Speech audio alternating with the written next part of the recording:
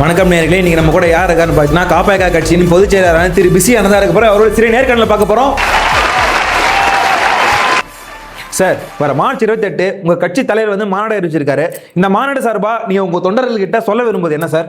உன் முதலாளிகிட்ட போய் கேளுங்க.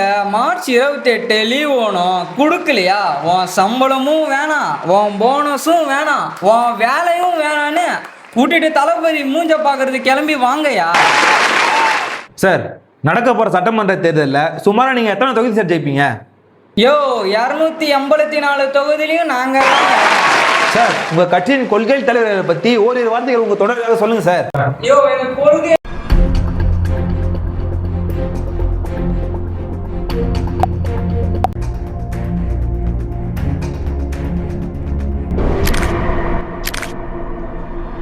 சார், உங்க கட்சி தொண்டர்கள்லாம் உங்க தலைவர் மீது கொண்ட காதலை விட உங்கள் மீது அதிகமா கொண்டுவாங்களே, அதை பத்தின ஓரிரு வார்த்தைகள்.